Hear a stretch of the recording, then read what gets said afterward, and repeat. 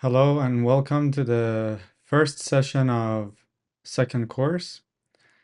Today we're gonna talk about the definition of cosmic Hamfazi, universe as a living system, T-consciousness, T-consciousness memory, physical memory, collective spirit, individual and collective ittisal, dichotomy behavior, enhancement of existential capacity, negative potential energy and special court, the law of reflection, body Hamfazi and reasons of body Hamfazi, relationship between illness with dichotomy behavior from cosmic Hamfazi and body Hamfazi perspective. As per of practical part, we're gonna receive as per of practical parts, we're gonna receive cosmic Hamfazi, dichotomy scan, and body Hamfazi.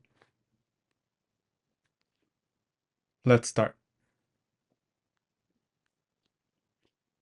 Before you go, can I ask you something? Of course. Is this halqa safe? Thank you.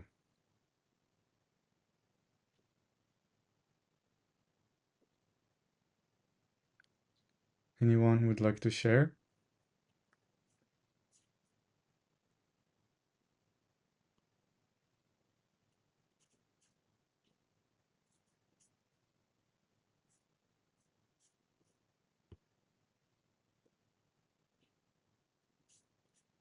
Any particular experiences?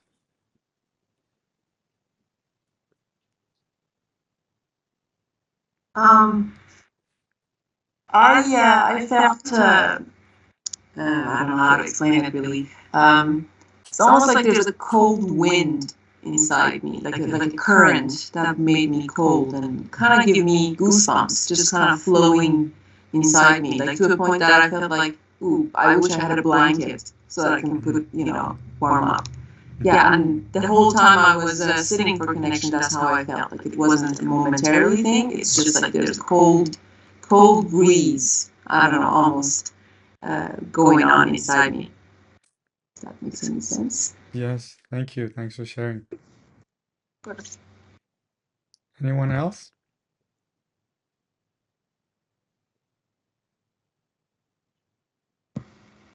Hi, Gloria. This is David. Hi, David. Yeah, I experienced a smell, like a very, very strong smell of the ocean when I was there. The smell lasted for probably about 30 seconds to a minute. And it sort of reminded me of my mother's place. But yeah, it was a very, very strong smell of the ocean. Thank you. Thanks for sharing. Anyone else?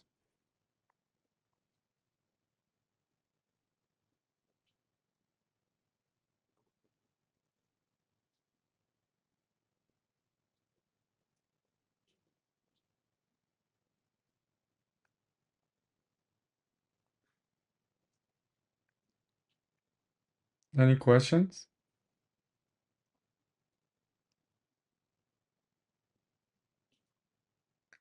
Okay. All right.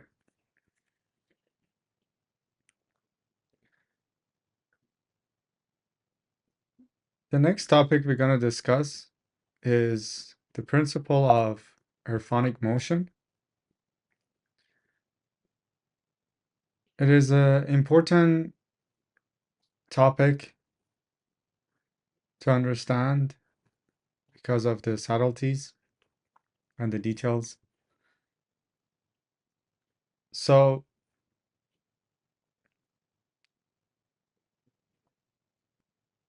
it is very important to understand that without the mercy and generosity of God, we cannot really journey in the path of Kamal, and there's always a necessity for a connection. From this point, one of the most important messages of monotheistic religions are this establishment of connection to God for the purpose of receiving revelations and epiphanies. These revelations and epiphanies provide understanding for individuals about the philosophy of creation and the value of the motion of human being throughout the life's journey, and etc. In another word, the principle of Erfanic motion is the ittisal and connection with God, which is accomplished on the step of ishq, and for this reason, we can say that it's equality aspects of. So from that standpoint, we can say it is investigating the quality and defining that quality of the motion, and we can refer to certain terms to describe this relationship that is established between humans and God. For example, ittisal and connection, that in individuals would show enthusiasm for the establishment of it throughout the Kamal journey. It is important to note that the result that the individuals receive is not really predictable, and without the connection is not possible. God, based on his mercy and unconditional love through Interuniversal Consciousness Network or through Holy Spirit, would give the features and would give advantages and positive consequences to the individual that got connected. So the connection and ittisal with God is very important in the Kamal journey of the individuals. The connection and ittisal with God has two types, the individual connection and collective connection. There are some differences when it comes to each path. These two connection is only established when the necessities are met. The necessities of connections we established before. In terms of the connections with God on an individual path, there is a necessities for extreme enthusiasm and extreme indescribable enthusiasm from individuals, or becoming mustar. And what mustar means is the extreme hopelessness and despair from any help except God. So the individual reaches to the state that would feel there is no aspects existing that can help the individuals except God. And that's the definition of mustar. We see individuals from different paths of life, from different beliefs, having some miracle-like experiences, receiving the response they want from their prayer. Doesn't matter in what temple, in what country, with what belief. If the individual is able to break the resistance that we see here, then the individual is able to receive from God through the agents. So here we see this resistance that is only breakable by extreme enthusiasm or that absolute despair, that the individual would not have any hope to receive what they're asking or to have their concern resolved by any help other than God. When these two factors are met, then the individuals are able to break through that resistance, and then the reward of their enthusiasm and that quality states will be given. And that's the consequence, and that would be based on the request of the individual. The enthusiasm is the inner fire that in an Erfanic motion, it is very essential and important, especially in an individual path, for the purpose of discovery of the truth and getting closer to God. The highest ultimate level of this enthusiasm is a unique programming on an individual level in their fundamental software or their motherboard, which we'll discuss later. And it is a factor that stimulates the operation, the law of reflection, for the purpose of receiving the divine help, and increases the possibility of that existence. Any questions?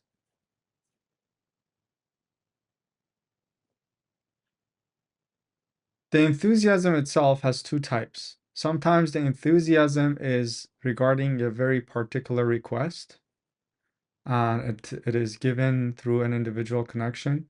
Based on that enthusiasm, based on the request, the individual would receive a response.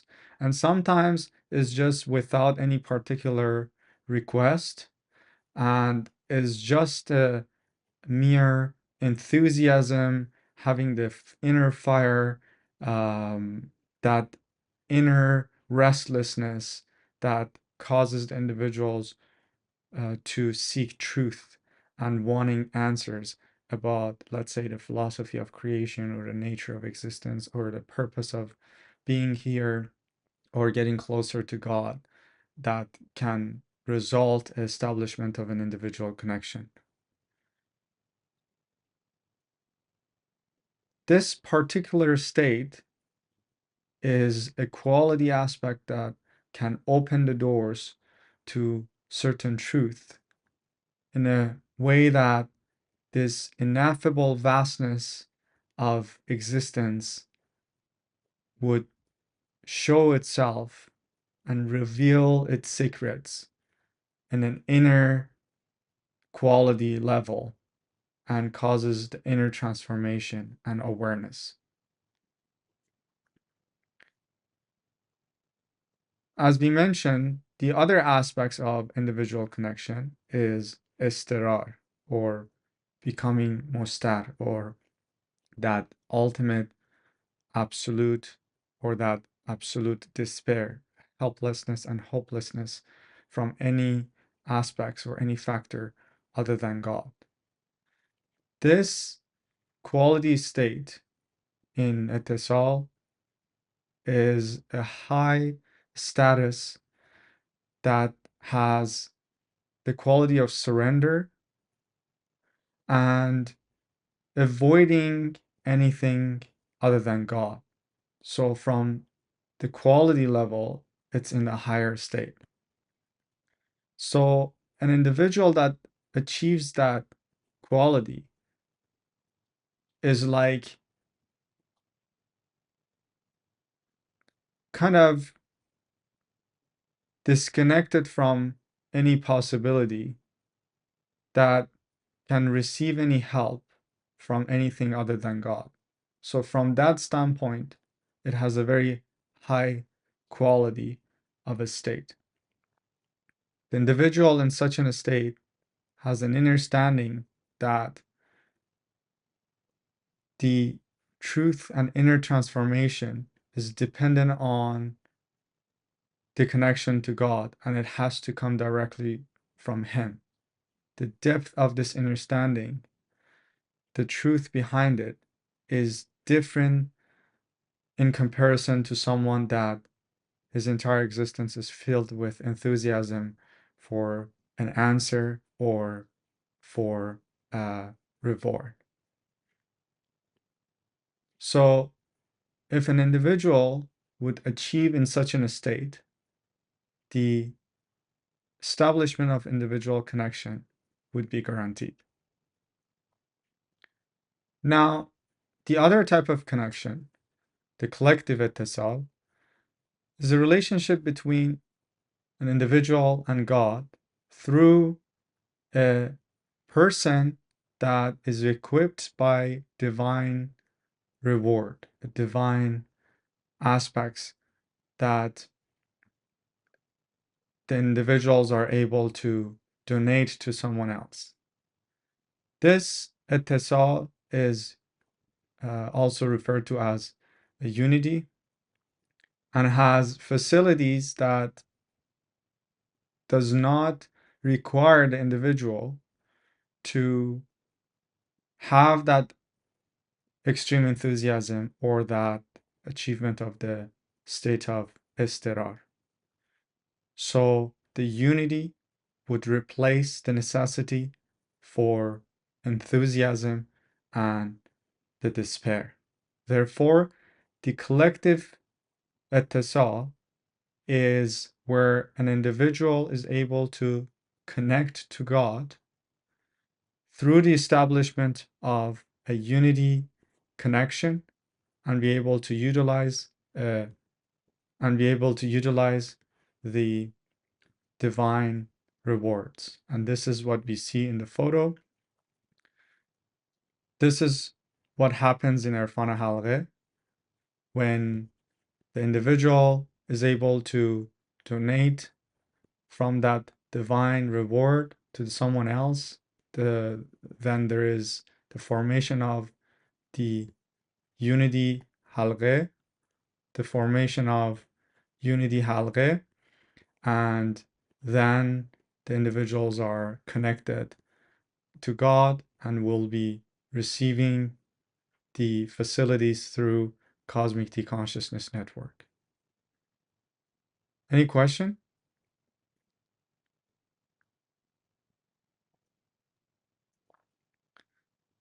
The donation of divine rewards. Someone open the mic? Any questions? Okay. The donation of earthly rewards would fill up the gaps in the hierarchy on a society level, on a sociological level. And it causes individuals to be immune from the negative T consciousness emitted as a result of envy and jealousy. So in a society that they don't pay attention to such a factor, which there are many poor individuals, and then there are some others that are very rich, the T consciousness emission of the individuals, the T consciousness emission of the poor individuals in terms of their envy and jealousy would not leave other individuals safe.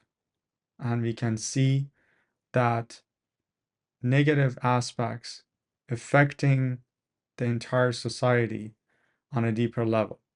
So through donation and charity, we can fill up those gaps in a sociological hierarchy and reduce poverty, envy, and jealousy, which can help and resolve the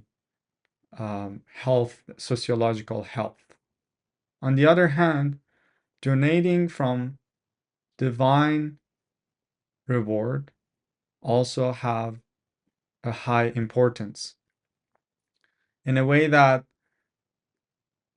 if individual would step into a role of sharing their divine reward with others, they will also participate in the elevation and the increase of sociological maturity. And the positive effect would affect anyone in the society as well as themselves.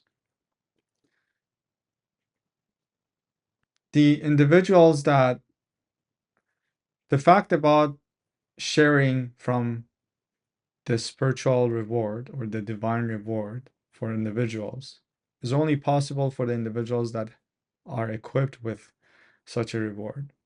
And the secrets behind that is to be able to access these features and to be able to share them, because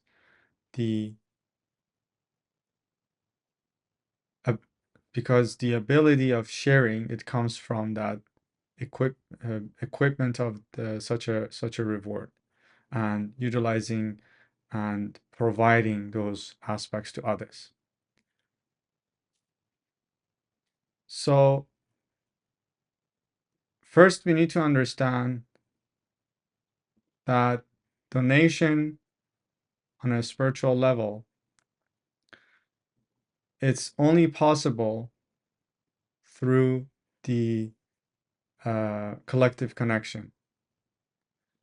And the establishment of a connection can also be provided for others so they can utilize it for themselves. So there are some aspects we're going to go through, and we would have better understanding of these factors. Any questions?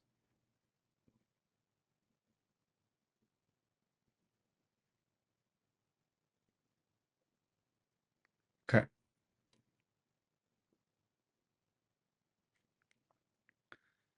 So in terms of donating the spiritual and divine rewards, as we know, there is a necessity for the unity to be there. So if the individuals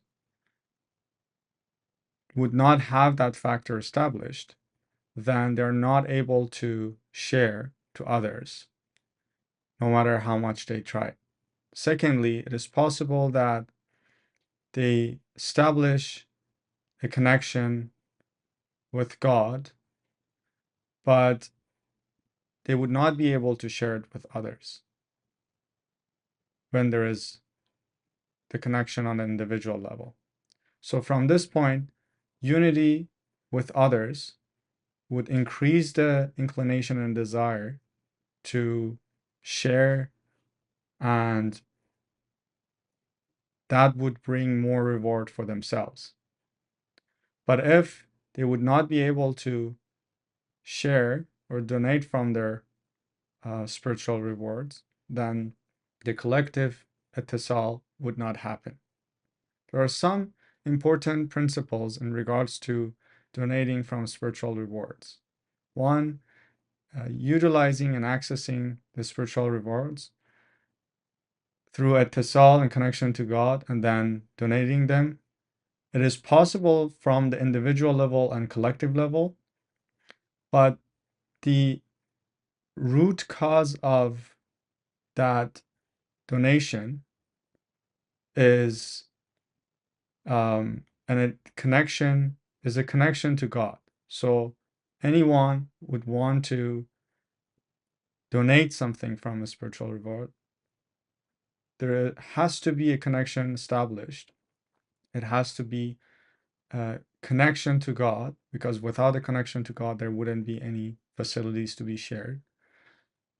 Now, any collective etisal that would be shared, in the root of it, there would be a individual connection, because if there wouldn't be individual connection, then there wouldn't be any established connection to be in a collective way. So in another way, for example, a person that goes on an individual path, they might get connected themselves to God, but not be able to actually share that to others. Or if the person is able to share it, then that initiation was an individual connection which led to a collective connection. So the root cause of all the connections are one individual connections, and the donation of that would be possible from then on.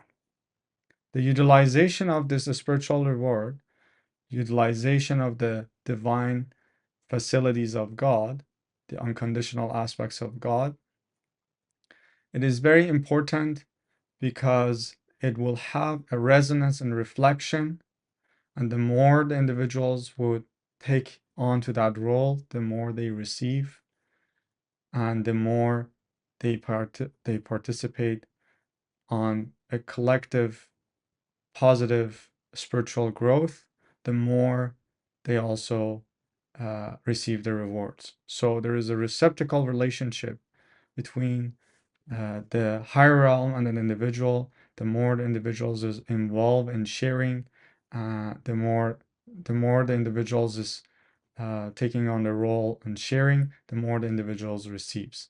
The same principle we discussed about establishing Farad harmony connection, where we said if you do a connection for someone else, if you do Farad harmony for someone else, you also get scanned as well.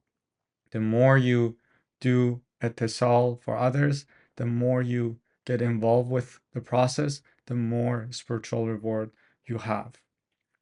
The spiritual reward for others is increased when sharing. Another factor is that positive network that is the agents of providing that spiritual reward is also taking on a role of motivating, and it plays an important role for the examination of the readiness of individuals in terms of receiving those earthly reward, because it is possible for some sociocultural circumstances that would not be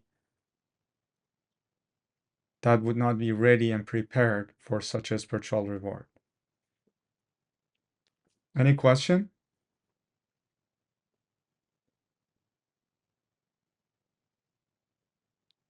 Okay.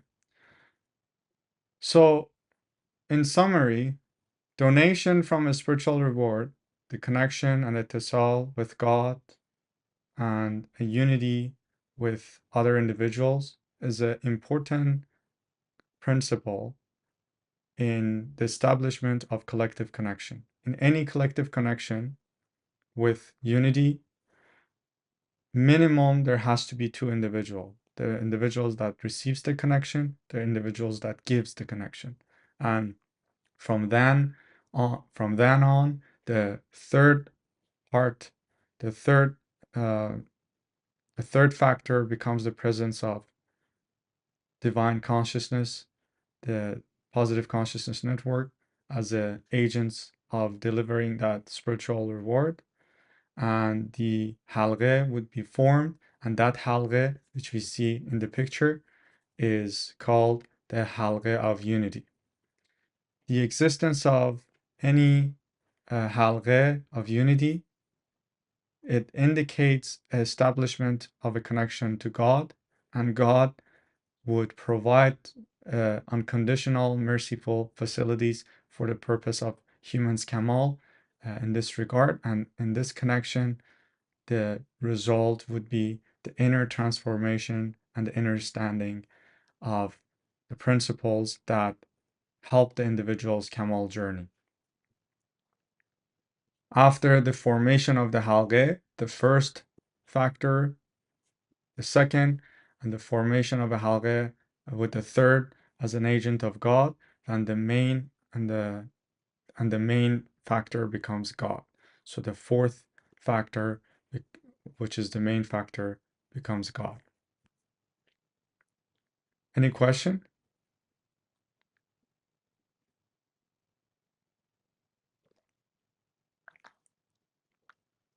Okay.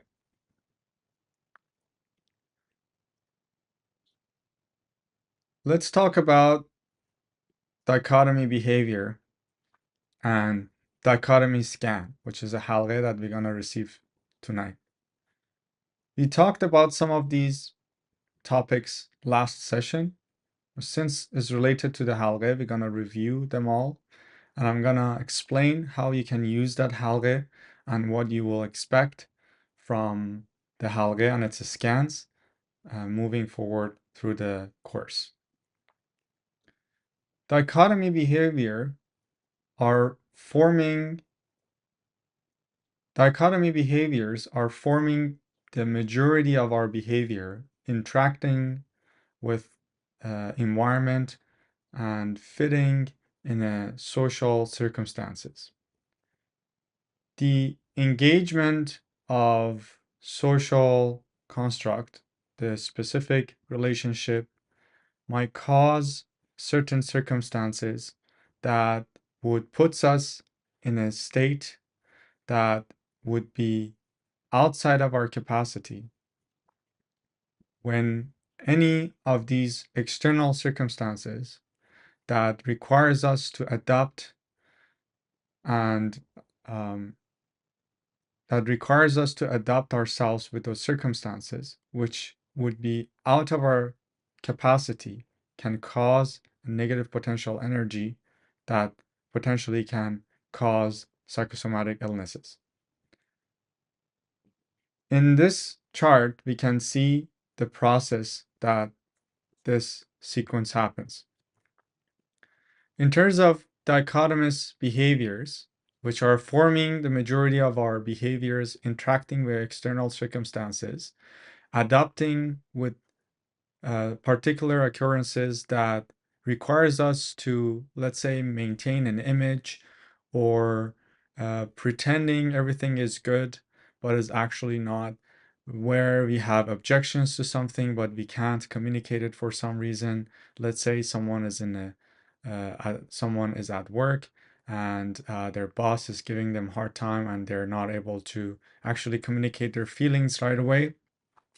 All those different circumstances, if is outside of individual's capacity, then it can cause a generation of negative potential energy in different forms that can result in psychosomatic disorders.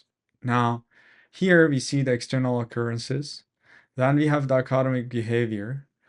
Then we have dichotomous behavior in the form of pretense, repression, concordance, intolerance, etc. In the case of being out of individual's capacity, can cause individuals to be fretful or have particular emotions, moping, suppression, sorrow and grief, envy, guilt, etc. And that will be passed down through the generation of negative potential energy. Through the generation of negative potential energy, it would pass down to a special court. The special court would give a verdict, which is assigning a psychosomatic illness as a result of the excessive generation of negative potential energy. So this is a process that is done by the special court. And the special court is a subconscious part. The special court is one of the parts of our subconscious program that is operating based on self-assessing and examining the circumstances in terms of amount of generation of negative potential energy. So if the negative potential energy is generated excessively, then the special court would take us to the court and then give a verdict assigning a psychosomatic illness, or we call them court-related illnesses. There is no defense in terms of there is no defense in the special court in terms of any justification for why we went to the negative state or why we generate negative potential energy. So any negative potential energy, with no exception, would cause illnesses in a long run.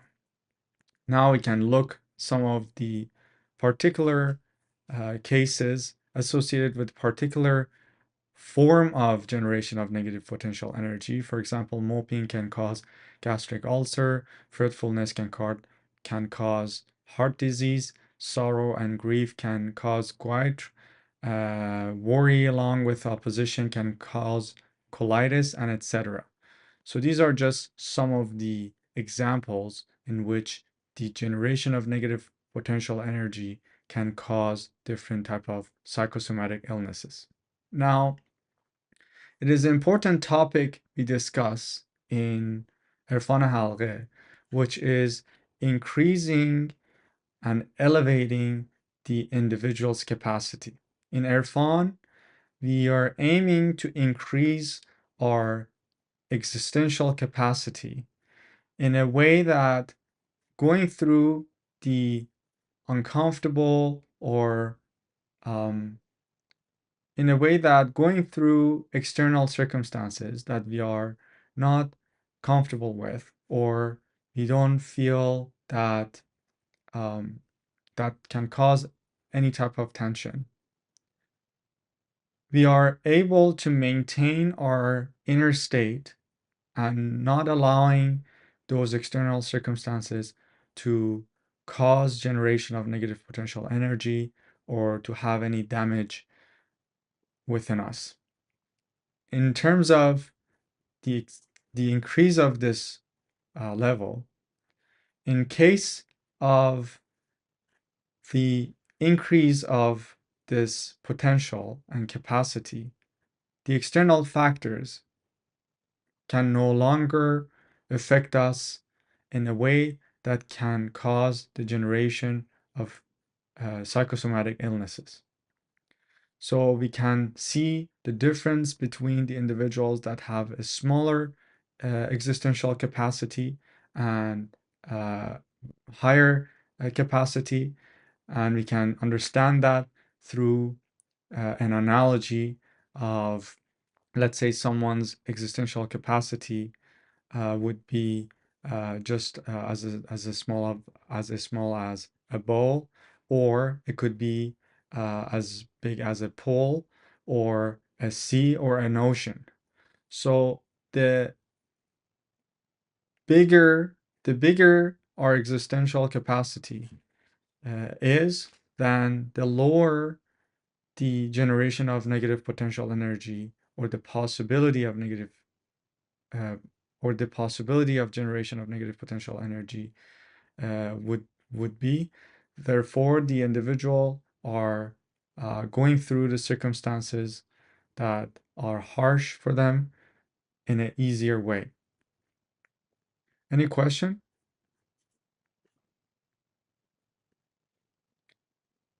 In Erfan, increasing the inner capacity is very important.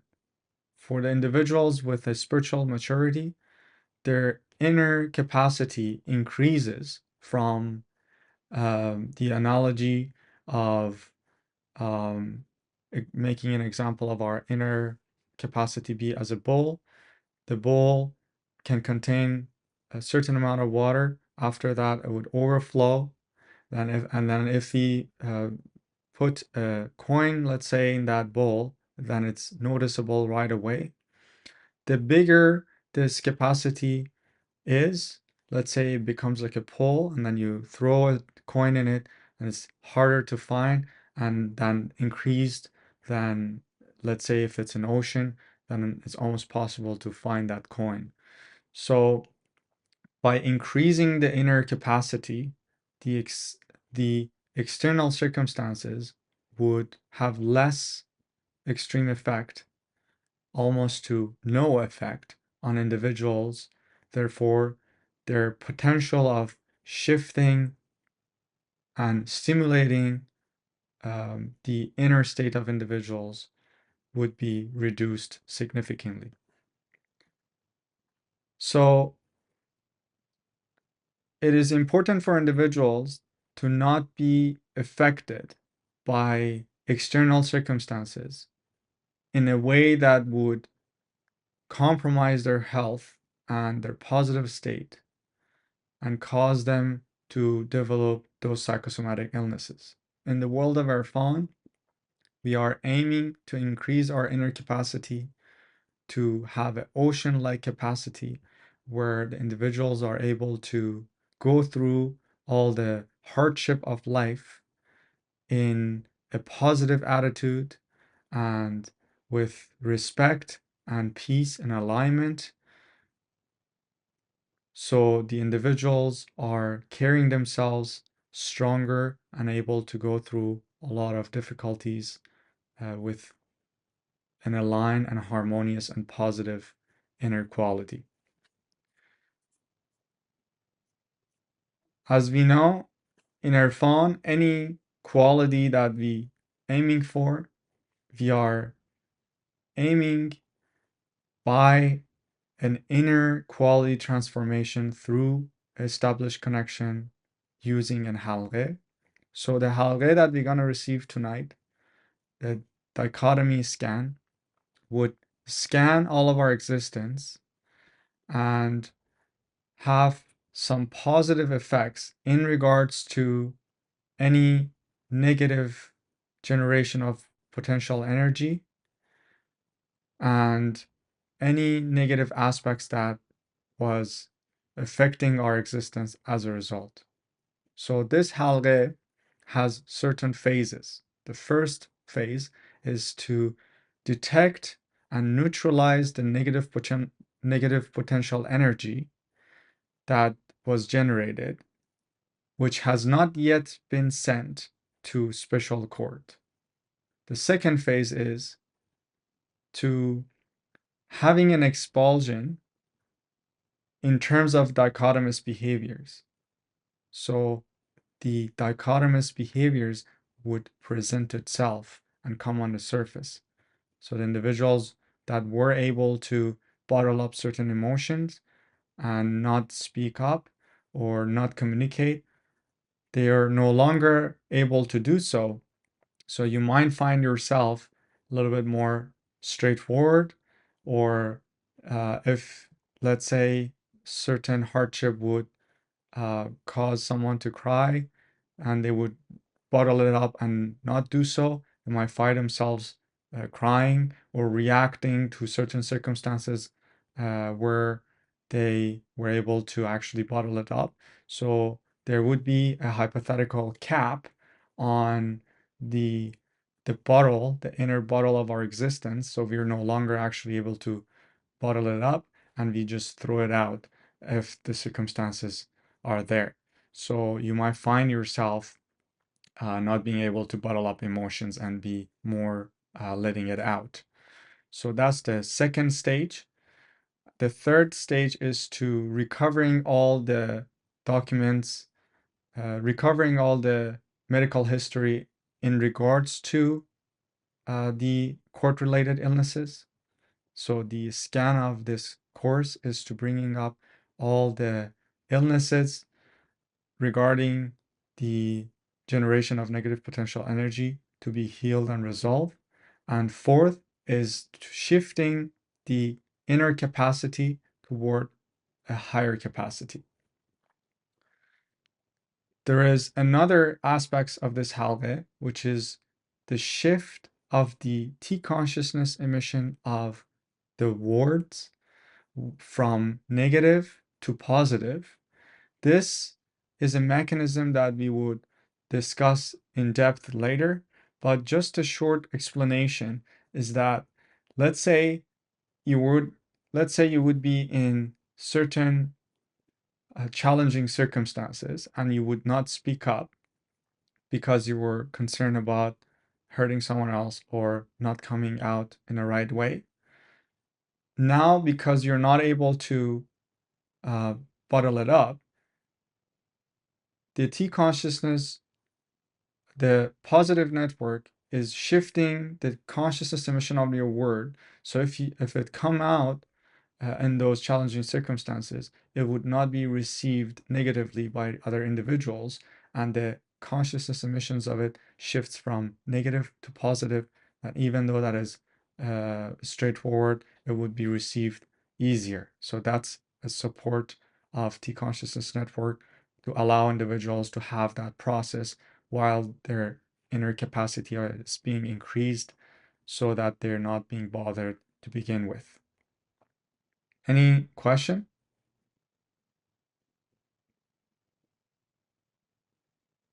Yeah, this last description of the shifting from the negative to the positive, is it the fourth phase or is it already in the second phase when all the dualistic behavior cannot kept and will appear?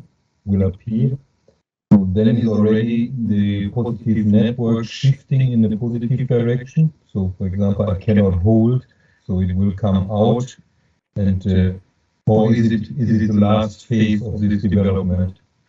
I don't know Right. if I could. It's a support that is kind of present the whole time. Now that as soon as you receive the halqeh, all of these are initiated. Now, depending on each individual's and the circumstances that they're in, it will kick in and have that support. So let's say maybe someone's circumstantial situations are currently is not in a way that they would be so much challenged. Let's say they're living alone and there's no one to bother them, right? So there it's different than someone's going to work or going to school, having to deal with like a lot of kids or a lot of external circumstances that it might be challenging for them. So depending on each individual's circumstances, the consciousness support will be there. It is important. I'll explain it a little more that how we should use it because it is important that we engage this halqeh in this particular way that we show our enthusiasm. So in terms of utilizing this halqeh, it is important to use it in circumstances that we feel that it's challenging for us. So any circumstances that you feel that is out of your capacity, is causing decharge, is kind of, or is putting you in a negative state, any circumstances that you find it out of your capacity, it's important to use the halqeh immediately for that purpose, for that reason. And from that standpoint, the halqeh would increase your capacity under those circumstances. So the awareness in those moments which you're being challenged and you're becoming aware that you're being challenged and using the halqeh is very important. When you do so, if you need to speak up or if you are processing that circumstances, that challenging circumstances, then the negative potential energy would be neutralized. The support of halqeh would increase your capacity. The consciousness of your words shift to positive.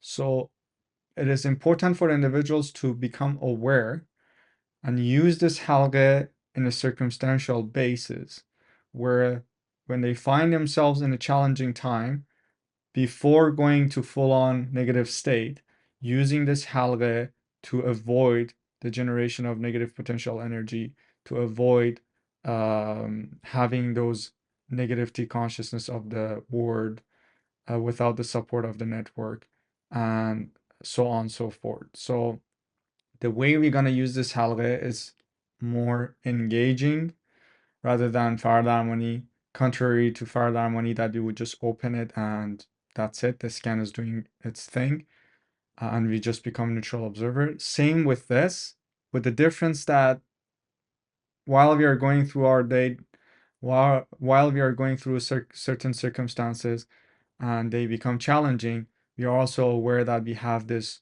tool that we can use if we find ourselves being challenged by the external circumstances and there is a possibility for us to go to negative state, or we are observing ourselves going to the negative state. So by opening this halqeh, it neutralizes the situation and makes it more manageable and on control. And it also provides more support in terms of the shift on the inner level, in that innate level, and to become a continuous embodiment of increased capacity and higher toleration without the generation of negative potential energy. So there is difference between bottling up emotions and try to suppress, and using the halgheh and allowing the halgheh to do the work. So I want individuals to understand we are not trying to suppress anything. As I mentioned, we are actually against suppression, and in fact, the halgheh stops us from being able to bottle the emotions up. So we actually see that we will be straightforward and actually more bringing it out, more having it out, rather than having it, expressing it more outright rather than bottling it up. So it is important to use it while we are in those challenging circumstances, and all the different phases of the support that I mentioned, it will be provided based on the intelligence of the network. I hope that answered your question. Yeah, thank you for this very important clarification for me. It was, really great. Of course. My pleasure. Thanks for the Can question. I put another question? Of course. Yes. Because before we talked about, or you explained about the individual and the collective connection, and we have Halde like Paradamani, which we share with others, and we have also, I think, this Halde is also only for us. Yes. It's not to give it to others. Yes, that's right. But we have in the sheen, or in the graphic was signed, so it's you, me, and the agents, and Yes. of course God. So while we are on this common way in the Erfan, so Yes. we are always connected with others. So even if we do a halde, which is only for us, can it be explained in this way, or? Okay, I understand what you're asking in terms of the collective and individual connection. I'll explain it a little bit more, so that would be more clear. Is that all? Yes. Okay, thank you. Yeah, I'll explain it in a moment. Anyone else have any other question? Yes, Priya, I have one more question. Please. What exactly is the difference between opening a connection for yourself versus opening one and sitting down and I don't know how to explain that. What is the difference between, for example, on the go, if I open a connection for myself, versus me sitting down, closing my eyes, and sitting for one connection? Okay, good question. I'll explain it. Okay. Thank you. Yeah, of course. I believe Angela had a question.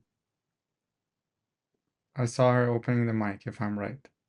Yeah, I did have a question. Okay, please. I was wondering if you could just, because I have a family of 7, so I feel like often I am repressing sharing what I really feel. Okay. Yes. Because I'm trying to be peaceful and loving to my family. Yes.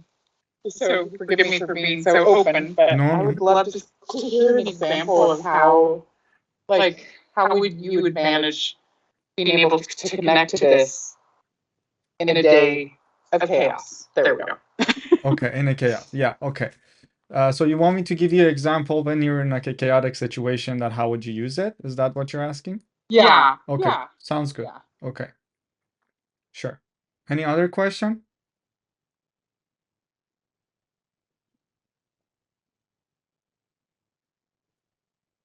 Okay. So I'm gonna get back to Ralph's question, and then I'm gonna answer Sona's and Angela's question. So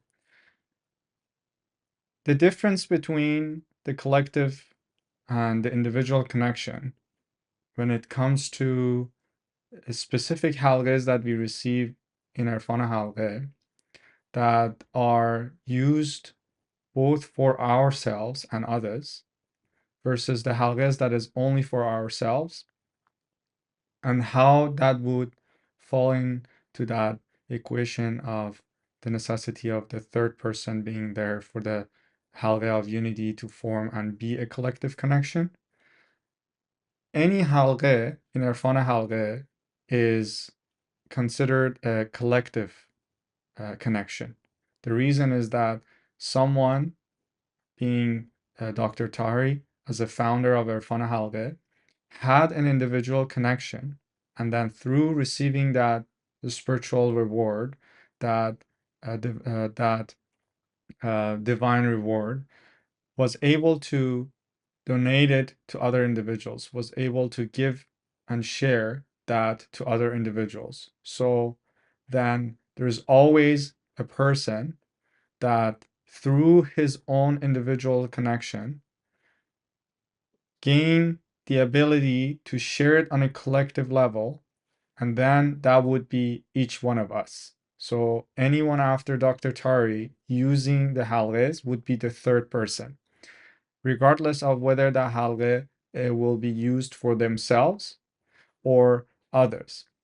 Because if we would confuse the halgheh, let's say, of Fardamani, that we can do it for both ourselves and others, with a halgheh like Cosmic Hanfazi, or the halgheh that you just received as an individual connection, then we could ask the questions, how does that Fardamani only on ourselves work? Because the connection is established by Dr. Taheri. There's always Dr. Taheri and then someone else using that facility, and it would be the third person, the formation of that unity connection. So that's the difference between the collective connection and the unity connection. The collective connection and the individual connection. Is that clear? Yeah, super. Thank you. Yeah, you're very welcome. For the dichotomous behavior scan, this halgheh is only for yourself, so you're not able to open it for others. Any halgheh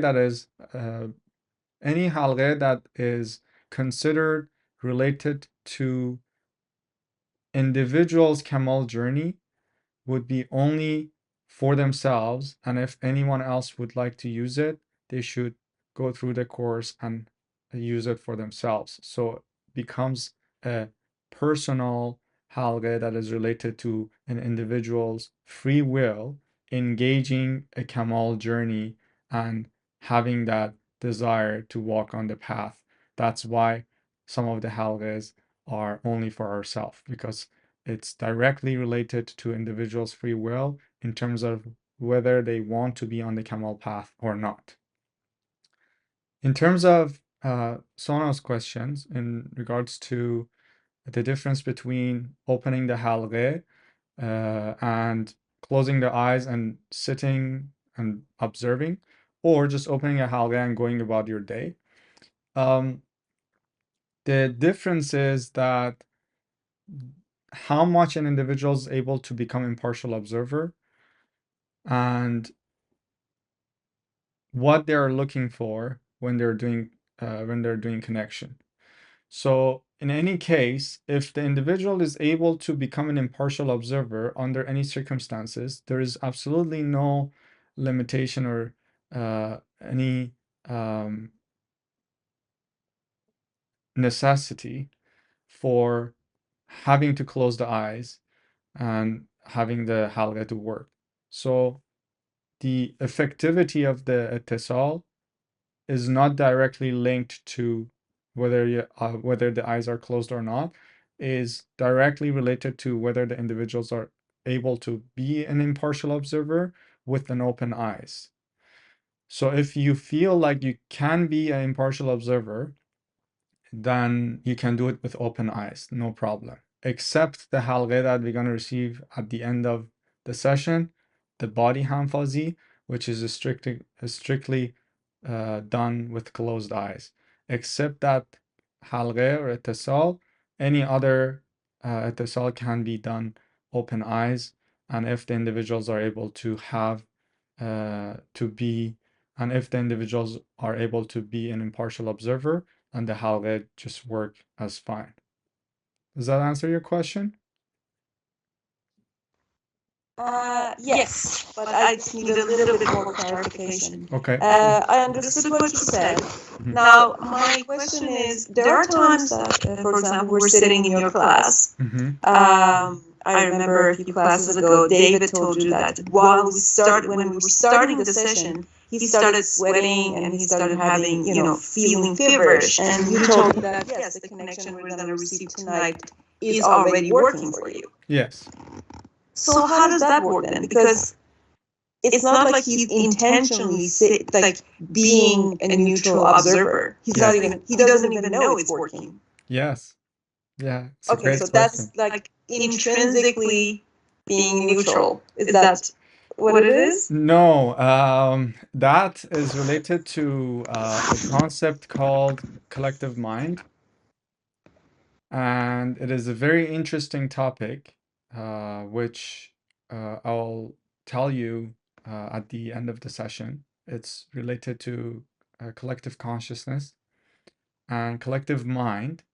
Some of the intelligence operation of the network is being done in a very interesting manner, in a very intelligent way that is not bound by time or space.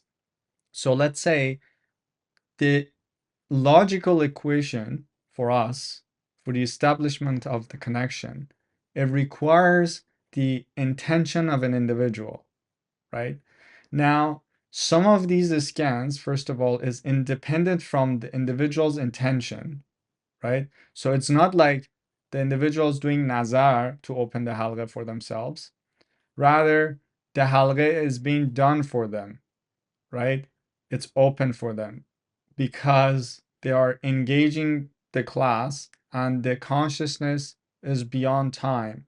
So for us, it's like we haven't got to that 15 minutes yet for me to be scanned.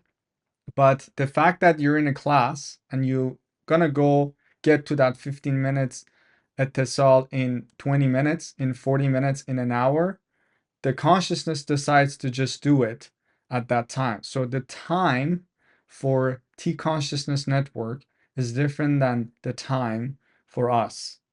And also there are very strange things and very interesting things when we become more familiar with how this network operates and how intelligent it is, and understanding the subtleties, nuances in terms of the implication of not being bound by the space and time and opposition dimension. So that's why you experience things like that you go to an impartial observation, and even though that you haven't nazar to a particular halqa, you're starting to have this scan. That happens more and more as you go further, getting more halqas, because a lot of the times it's not like you have to do a nazar. Okay, this I need you to listen to this very carefully, because the words are limited and we can go from one extreme to the other, and we can draw conclusions that are not quite inclusive in terms of all the subtleties and possibilities. So I want you to listen to me generally throughout the course with a view that if I say one thing, it's not immediately would mean the opposite. And you don't jump. We call it like black and white thinking. It's like if I say one thing, then suddenly the drawn conclusion is the opposite. So I want everyone to be careful while listening to whatever I say, would not immediately draw an extreme conclusion of the opposite. For example, if I say that um, sometimes it's not really necessary for your nazar to activate the halqe, doesn't imply that there is no absolute necessary for the halqe to work on you with an nazar. So that's not what it means. However, when you're talking about T consciousness network that is beyond time space opposition, The features are very unique, and the definition of them are hard to explain with one sentence. So anything that we try to explain is bound by opposition and contradiction. So we can say things that can contradict themselves on a surface, but they're just basically explaining subtleties. For example, with a T consciousness network that operates beyond time and space and opposition, then someone's enthusiasm a week ago about a notion about a quality experience or about a specific accomplishment on a quality state can be rewarded 1 week later. So the T consciousness network doesn't work in a linear time. That's why when you sit in a connection, sometimes you don't feel anything, because the reward just doesn't come right away. And that's why it's very important to be in the present state and be aware, because that reward can come anytime. And if you're not present, then it would just bounce back and then we just miss it. So something that we ask in this connection, let's say tonight, it might come next week. Something that we might ask next half an hour, it might come right now. So the time to us is linear and is just going forward. The time for T consciousness network doesn't exist in the way that we experience it. So we become more familiar as we go further the subtleties of time. The experience of time is not linear. It can actually stretch. You can have a dream that you would live for years in your dream, and then you can wake up and just see that you had a like 1 hour nap, but your experience in your dream was as if you lived 15 years. I had something like experienced something like that I was in a dream and I lived for like years, and then I just woke up and it was just few hours. So the experience of time is quite different with the actuality of existence of time. Now, in that regard, it's not necessarily saying that someone intrinsically achieved a inner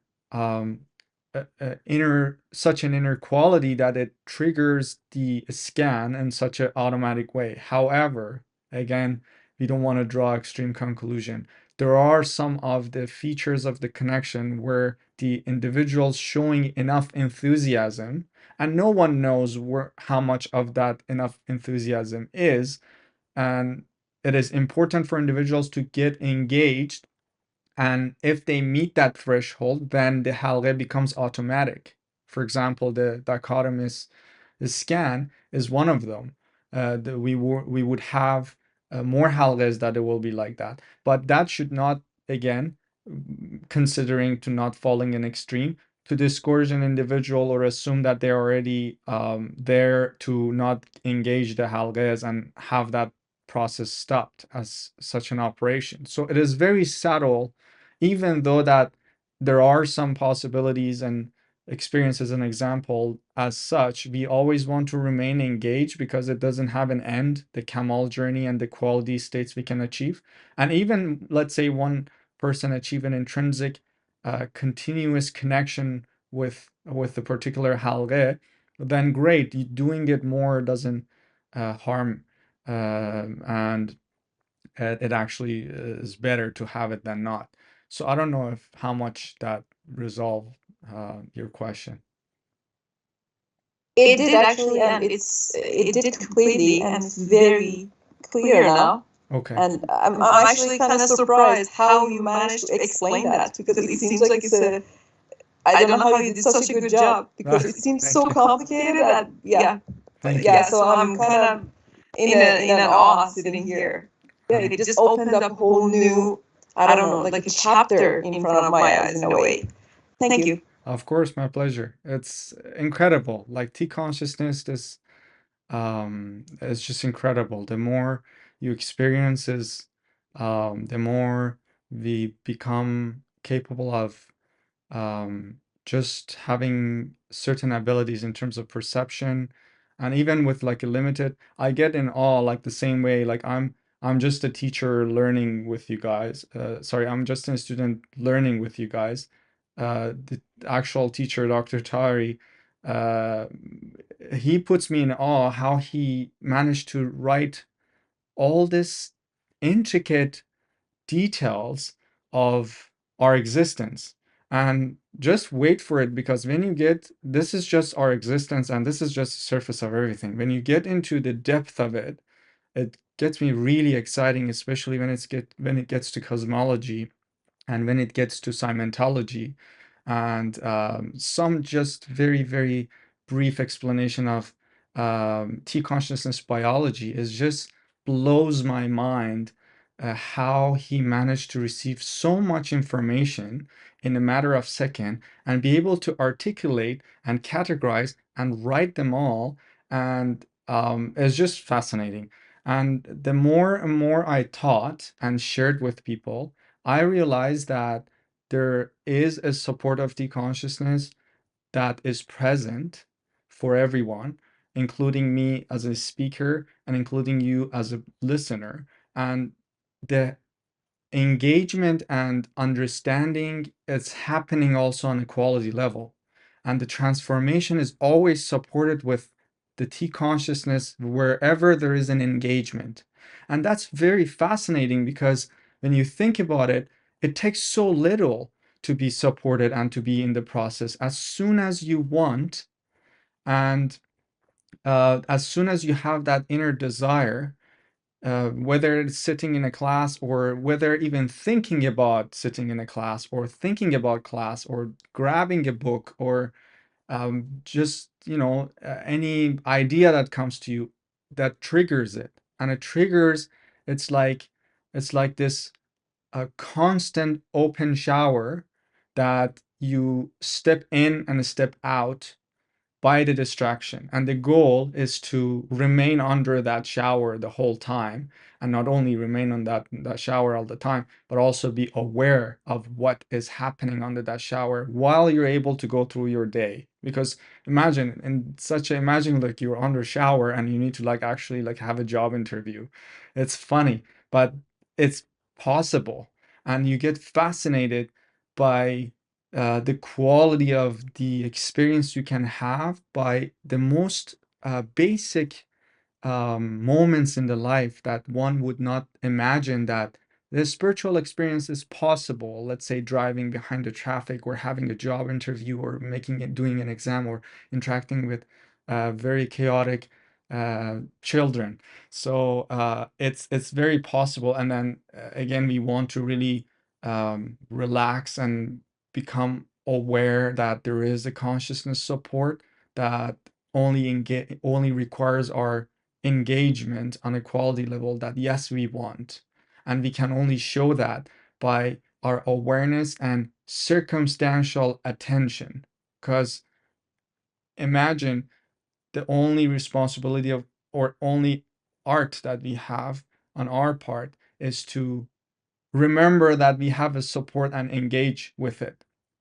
And the more we recognize that, the more we trust not in a logical way. Well, you could do a logical trust as well. I'm not saying there is no utility in it, but we just don't believe in it, because we believe that the trust should come from within and from an experience. That's why we emphasized on the sharing of the Halgheh with others, and having experience if for any reason you don't have a personal experience. So that engagement and the experiences would bring that inner trust. That trust built would cause the individuals to always aim, receive a support from the robe of God, and then that becomes an automatic response. And when it's established, and no one can predict when it's established, and that's why I encourage a constant engagement, because you never know how much is required from each individuals for that continuous um, establishment of the connection. But when it's established, you would be surprised because you would find yourself in circumstances that you have no idea how to deal with it, and you deal with it gracefully, and you will just look back and say like, God, that was not me, you know. And that can happen, as you say, like explaining things. I have no idea how I explained it, for example. Sometimes people ask me questions that I didn't think about it. I answer it and I go back and I'm like, I have no idea where that answer came from, but it just taught me something new. And that's very interesting. And you would experience it more and more. So really, there is something, the more you share, the more you receive. And it's really humbling because the more you receive, you realize that such an unconditional giving that has nothing to do with you because you didn't earn it. So it becomes a pure, extreme gift that doesn't expect anything in return. I can keep going on that, but you know, I don't want to keep you. Anyways, thanks for the question. I noticed. We can keep going. Thank you. Yeah, Thank you're you very for your- welcome. Of course, my pleasure. So let's go back to Angela's question in terms of how we can use this halghe circumstantially, which also is continuing on the notion that I was saying it's important to establish this relationship with the connection and also the network in such a way that wherever we are in trouble, we know that where to aim and where to ask help. And then we are able to actually neutrally, impartially observe. It is very important to not underestimate the potential of the connections. I know that it's very new for us, and our logic might be programmed in a way that uh, we kind of we might put boundaries or limits to what is possible. So that's why we emphasize on impartial observation, and that allows the ultimate capacity to be revealed. So when it comes to dichotomous behavior under circumstances that is outside of our capacity, what happens usually is an external circumstances would trigger an emotional reaction within us, an emotional charge within us.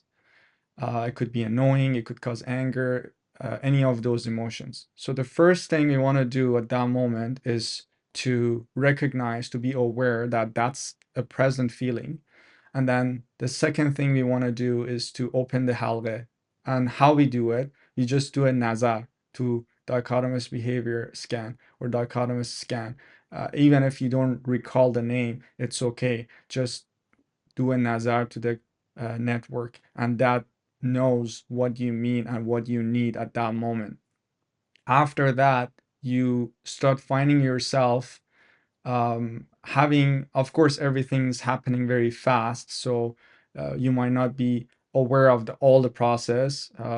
Optimally, a person's aware of the whole process and they can monitor how they're reacting or what is their inner world, whether those charges are neutralized, whether their capacity was increased to not be generating any potential negative potential energy. Uh, Usually, you can see yourself, if you need to communicate something, you would communicate it, it comes out. And if you were an individual that usually would not say anything, you might shock some individuals because they don't expect you saying something. But as I mentioned, because of the support of the T consciousness network, it comes out with a positive consciousness behind the words, and the individuals would receive it well, even though that they might get surprised. So what we want is to have that nazar in the moment that we are challenged, or we find ourselves on the bridge of getting annoyed or angry or frustrated, and then we can having that halghe working on us, and from that place we can see that we gonna do much better going through those difficult circumstances than normally we would. I don't know if that answered your question, Angela. Yeah, that answers my question. Thank you. I always need a practical application, or it doesn't make Yeah, any sense to me. I understand. I Thank you. understand. Yeah, I you're very appreciate it. welcome. Of course, my pleasure. Any other questions?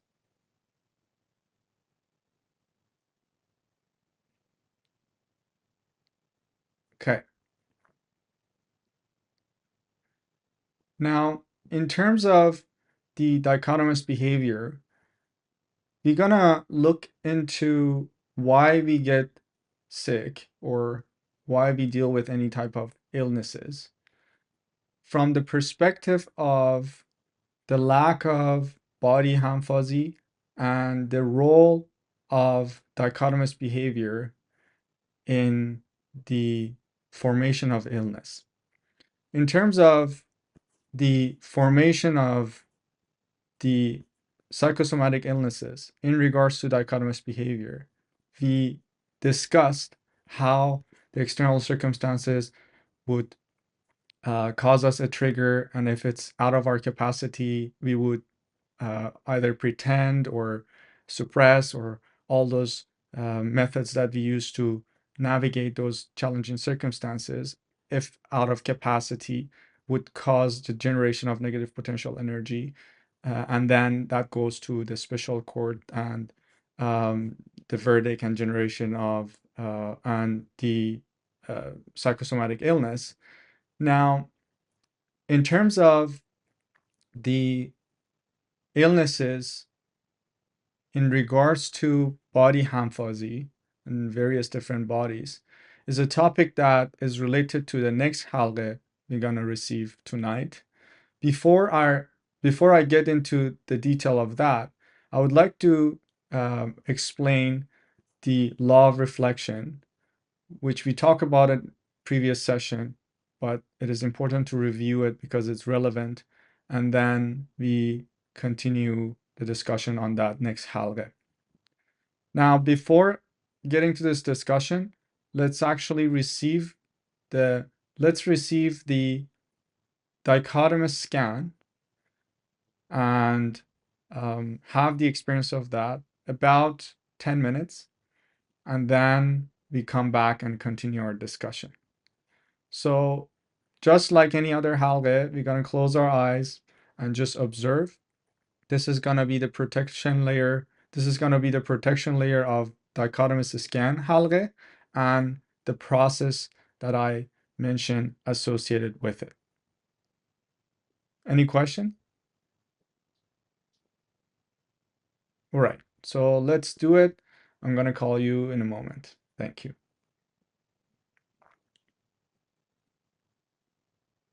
Thank you.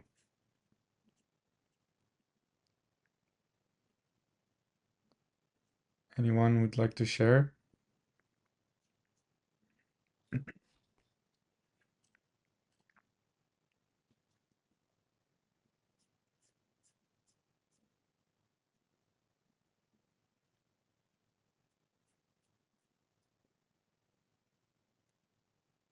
I'll share. This is Please. Angela. That was a trip for me. I've not experienced that before. So my connections usually, and they've been pretty settled with the part on me. But this time I felt like I was floating, and my connection began in my heart first, which usually starts in my limbs. And then just I felt like I was just floating. I didn't feel connected to anything. It was really wild. I mean, it felt good, but I was not expecting that. I'm glad you had a deep experience. Thank you for sharing. Thank you. Anyone else would like to share?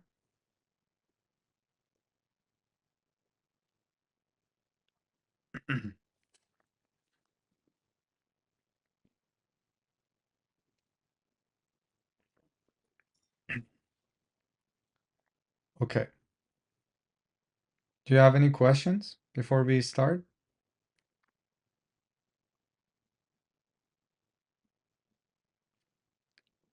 All right.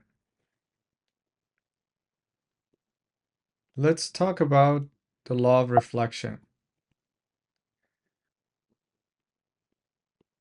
We discussed this law last session, but it's important to discuss it again, and we will come back to it another time because it's such an important principle. The details of it is very important to understand because the more we go further, might have many different awareness and information that can be transformational, and it is important to understand how it's important to understand their implication and how it can transform us, and knowing how to filter these information so the negative information cannot cause deviation. As you know, there is a principle that any action equals opposite reaction, and having that equal opposite reaction would imply that any motion toward Kamal, then there would face a resistance and an equal opposite resistant force that wants to stop or deviate that direction and motion. So understanding the principle that equal opposite resistant force will never be disappeared, it could be managed and it could be controlled by awareness and an ability to distinguish the negative awarenesses from positive awarenesses. The negative awarenesses do not always cause negative feelings. Some of them might have some positive feelings. That's different than a positive state. It makes it a little bit trickier to distinguish them from a positive awareness, because one of the indications of positive awareness to cause a positive feeling and positive state. So depending on some individuals' perception of a positive feeling, some of this feeling, let's say if information and awareness associated with some sort of a spiritual ability that is associated with power, can cause someone to be excited and happy. So that so-called positive state or emotion can be translated as something positive. So that's not one filter when it comes to the awarenesses. So the law of reflection, it works in a way that any enthusiasm, any emission on a consciousness level that can come from our thoughts, our words, our actions, our movements, any consciousness emission and enthusiasm that comes from our existence would be reflected to higher level, going through a filter called individual's capacity comparison, which it investigates and assesses the individual's capacity, and that goes to God, and depending on the alignment and misalignment of the inquiry or the enthusiasm, whether it's positive or negative, the outcome and result, the consequence would be delivered from either network, negative or positive. So depending on whether the enthusiasm was toward a positive aspects, then the result would be positive state amplification. Or if the enthusiasm or the consciousness emission is negative, then it would come through the negative network. The result would be negative state amplification. That could be associated with certain attribute or mental operation or a pattern. It could be many different things. For example, if someone's greedy and then they are enthusiastic about having everything only for themselves, operating on a self-oriented narcissistic way, then that state would be amplified and make the individuals more greedy every day. And contrary to that, if someone's generous and enthusiastic for helping others and donating and not thinking only about themselves, that would result a positive state amplification and specifically to that attribute. So that's one way to look at it. The other is certain information and awareness that can come through these networks. So we talked about how we can filter this information through these specific steps and to see if the awareness and information, the epiphany and revelation that came, can pass through all these filters or not. If the information or awareness is adversarial to justice or confidentiality or kamal or free will and other aspects. And if it is, then we can understand that it can't be from positive awareness, even if it might not be evident on the surface at the first glance.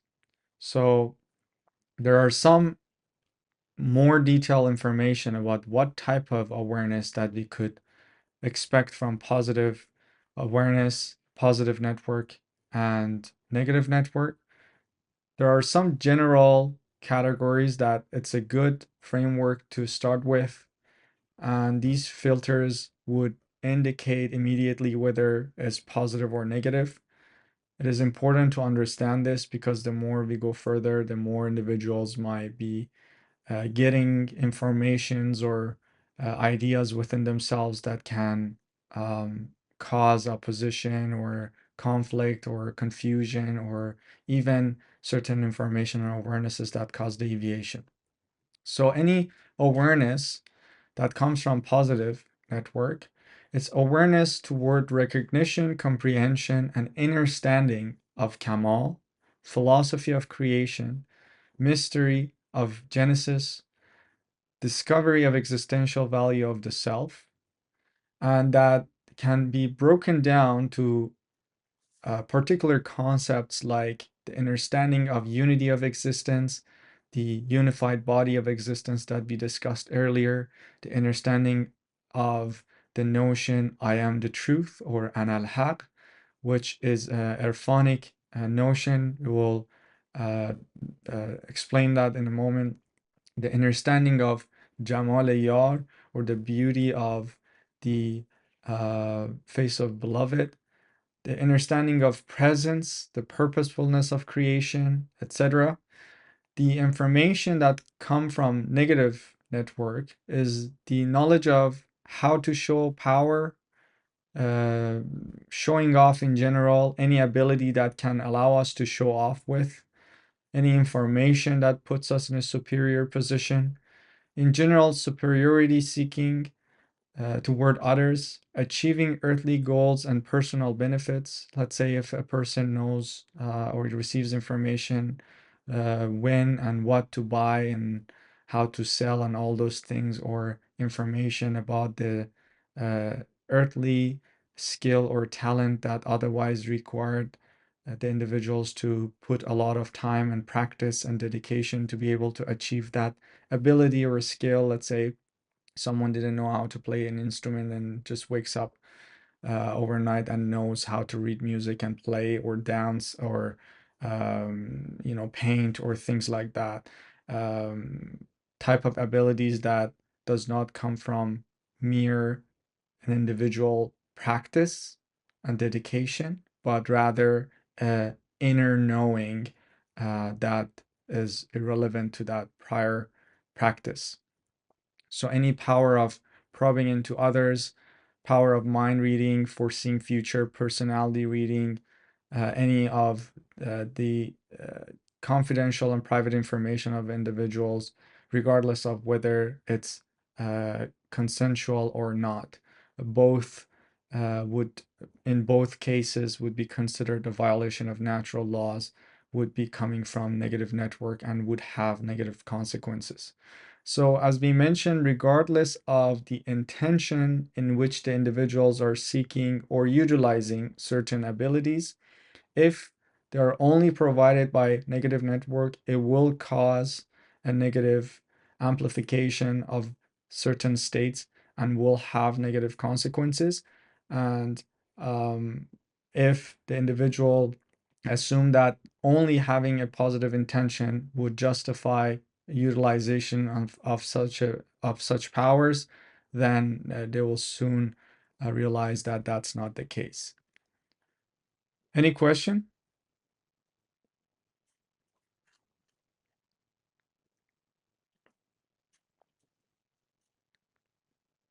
We also established the understanding that some of the knowledges would be transferable to next life and some not. Any information that is related to the earthly world we are living, anything to do with the physical and material world, any knowledge, talents, or skills, they would all be useless and not transferable to the next life. Any power oriented information or any power or superior ability, even spiritual, is not transferable to the next life or would not have any utility, as the state of next life would be naturally as such. Let's say someone would spend their whole life trying to do teleportation or levitation or mind reading. They would have all these experiences after losing the physical body. So at the end, they really didn't gain anything and lost the opportunity on the opportunity of life on Earth to be able to gain useful information and awarenesses that actually matters, that is aligned with the philosophy of creation and that embodiment of the highest potential of our existence. Any question?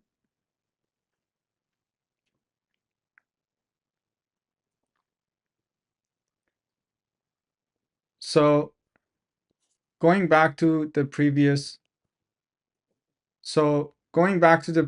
image, explaining some of these aspects, that how can an information be adversarial to justice?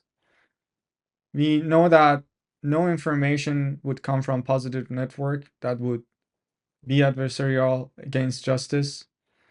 And that is, for example, where an individual would receive information that puts them in superior position to others, let's say be able to read their deficiencies or seeing their inner world.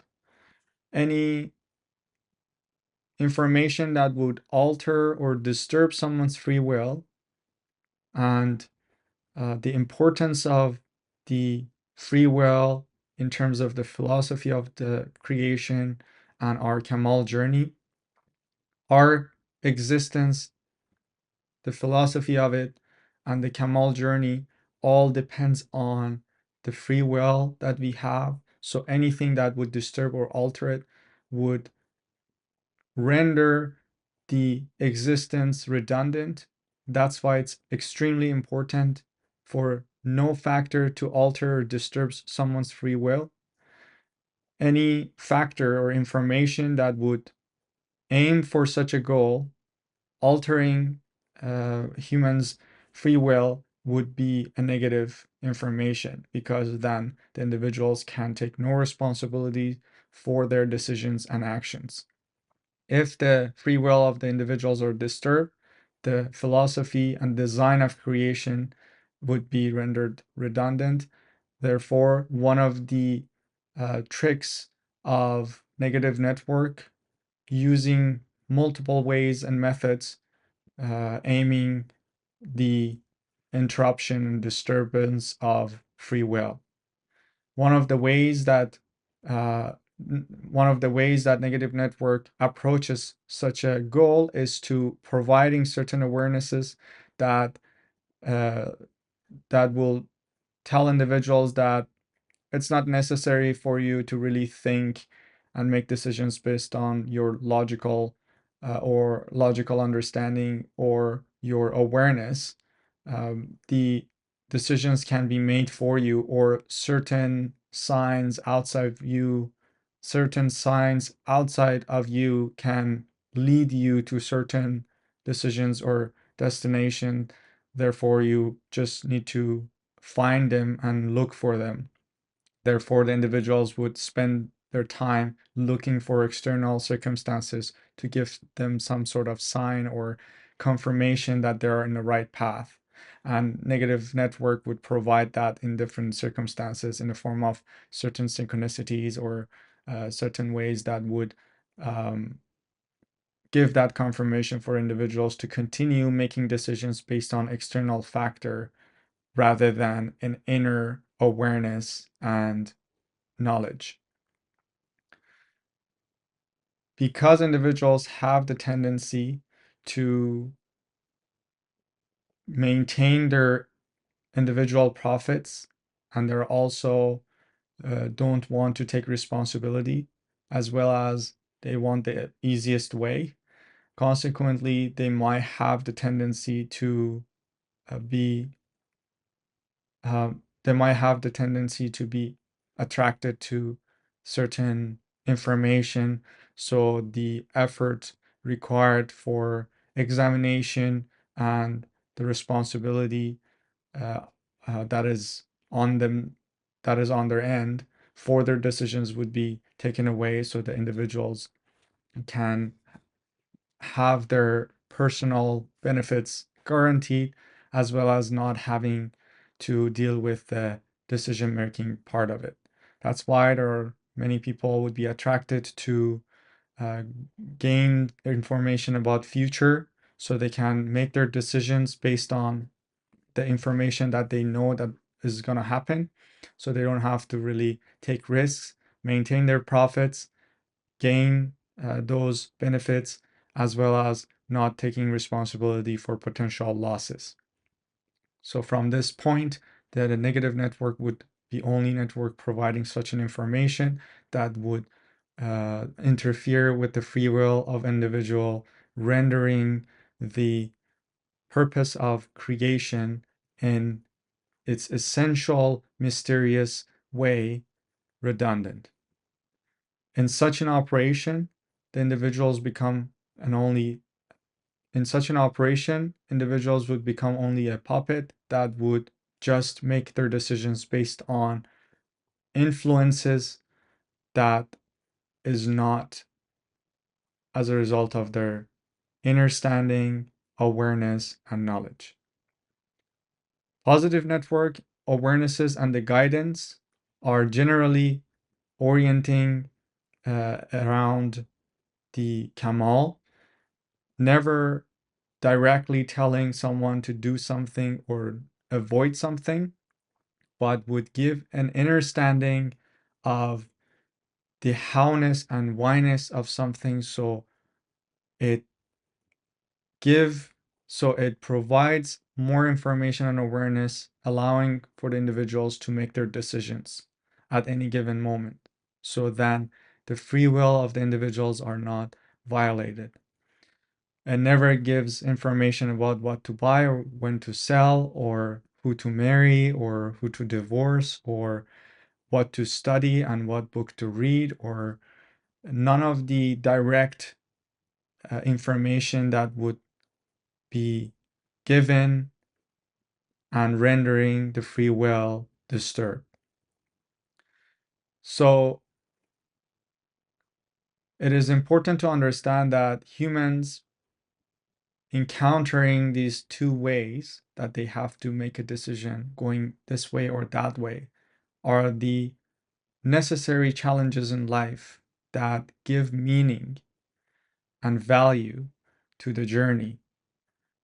Through these decisions, the enthusiasm, the real and true character of individuals become evident, and becomes obvious what those individuals are truly after and what they're truly enthusiastic for.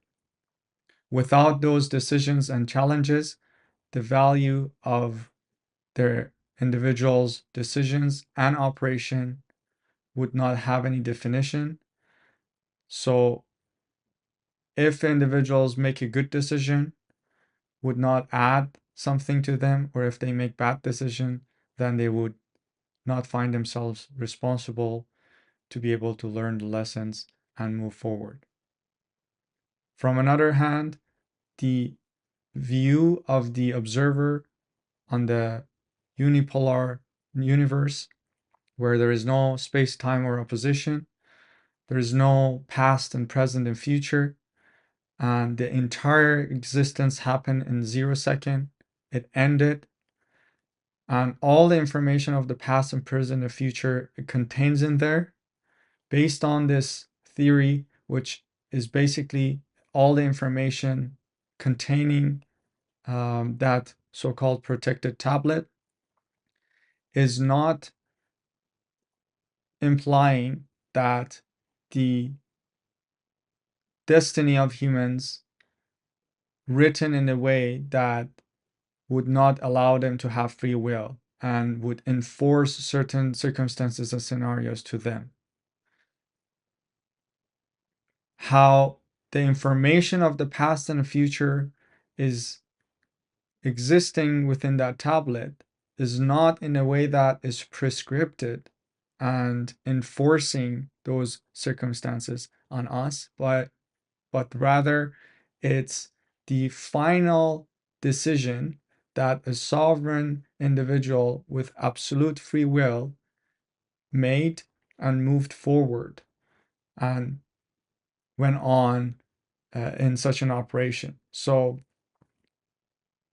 in another word, if an individual would make certain decision, that information contains in protected tablet. Let's say you need to take A or B decision. You have not yet taken those decisions. For us that have not yet taken that decision exists in future. However, because we already took that decision and the entire existence is resolved and done from a timelessness standpoint, the final decision that we made exists in protected tablet and should remain mysterious, because otherwise it renders the entire existence redundant. That's why it is important to remain in the mystery of future and be able to take responsibility for our decisions and knowing why we need to decisions in a particular way and why not the other way. And through those challenges, showing the true essence and the reason behind why we are going in a certain direction and what we really want from our life. Whether we really want to be the harmonious cell of the body of existence, or whether that's not an important factor and we just want to be on our own and orienting the self and operating in a self-centered way. In that way, the non-harmonious operation of a cell would cause the initiation of a certain operation, which we will discuss later, that can cause all sorts of disorder and illnesses as a result of that faulty operation. Another standpoint for the privacy and confidentiality boundary of human being is the notion that our existence is a divine holy existence that is hosting the presence of God, is a place that God gave his spirit and shared his essence with us, and we are carrying that essence with us. It's the house of beloved that should not be violated by anyone. So any violator of that holy boundary is violating the divinity of that intrinsic essence, which then causes those negative consequences. One of the other tricks of Satan is to break through these boundaries for many different justified reasons. So then, by formulating them in a beautiful appearance, it allows the individuals to justify their action, continuing the discovery and investigation on private and confidential information in others' people's affair, whether that's for the purpose of helping them to become a better person or saving them from potential dangerous circumstances. Regardless of the intention and regardless of how it's practiced, the the violation on that intrinsic level would render it a negative aspects, resulting negative consequences. There are other ways that individuals would want to have access to other individuals' information, whether that's full captivation for enforcing certain thoughts or actions or enforcing their will. So this would be basically probing into others for satanic intentions, full captivation, accessing their thoughts, enforcing their wills and inclinations, whether that's for a specific reason. For example, there was a case that a lady came to me and went to one of these ceremonies. I don't want to name which school of thought or lineage is associated with, but the individual did this ceremony on this lady, and then even though that the person that was doing the ceremony was very old, this lady was feeling extreme attraction toward this person, but on the logical level, wasn't she wasn't finding appropriate, but she was being really dragged in between these inner extreme pull and attraction and this logical uh, examination of the situation.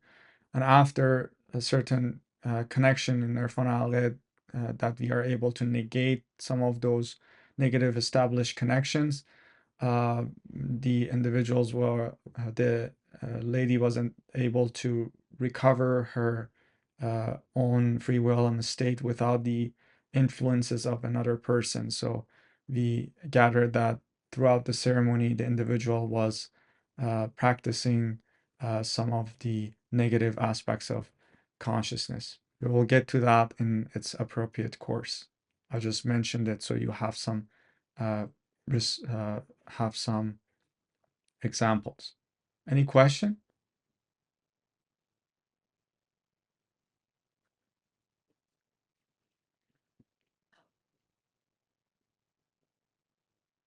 Okay. Another information that we can have from positive network is the understanding of an al-haq. The notion that our house is a house of God and it is the only place that God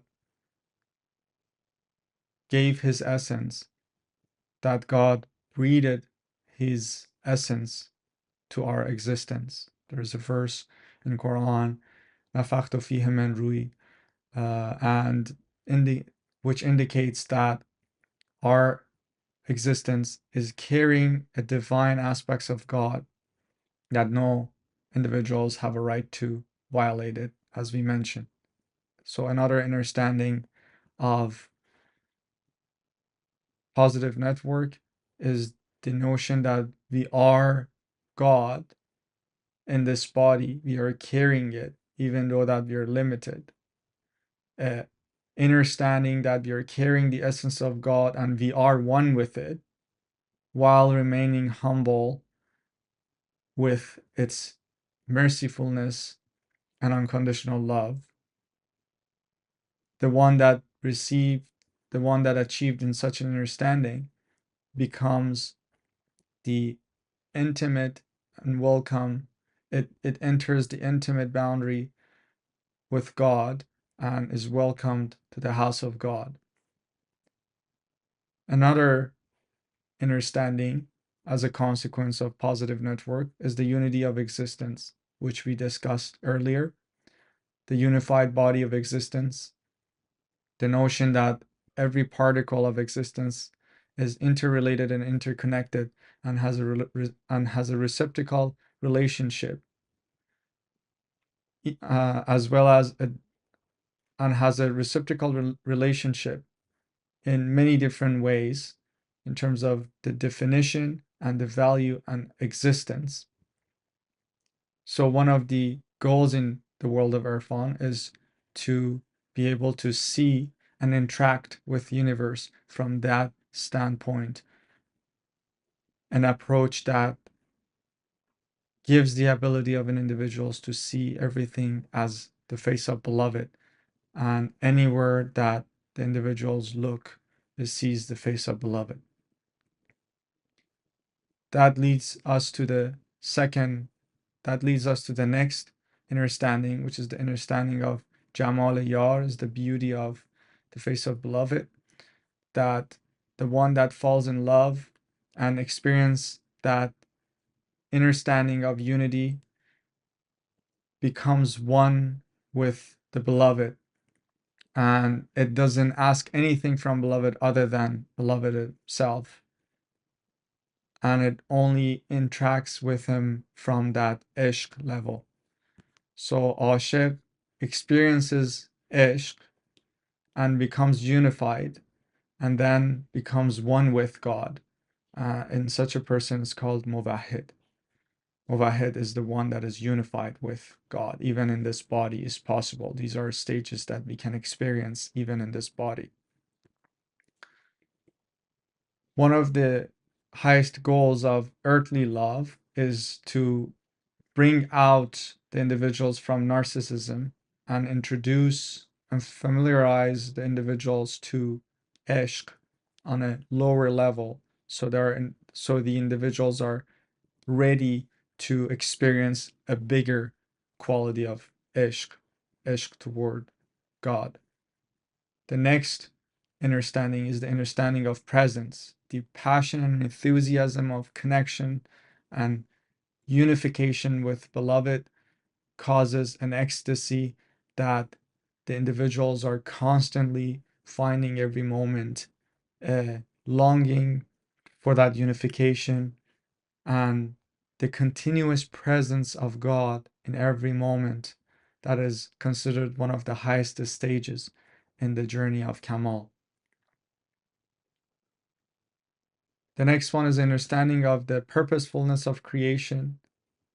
The individual, when the individuals have the understanding of the unity of the existence, the magnificence of this creation, and that they are carrying the essence of God, they understand that the creation without any purpose and goal would not be possible from beloved and from the ultimate creator. A creation with no direction and no purpose would render it redundant and cannot be expected from such a ultimate sublime intelligence. Now, it is very important to be able to distinguish awareness from positive and negative. That's why we are discussing all these nuances as we categorize these different information and awarenesses. We should be able to know which information is coming from positive and which is coming from negative. Any spiritual power any spiritual power oriented information or ability is associated with negative network, and anything in general related to Kamal, unification, oneness of creation is from positive network. Any question?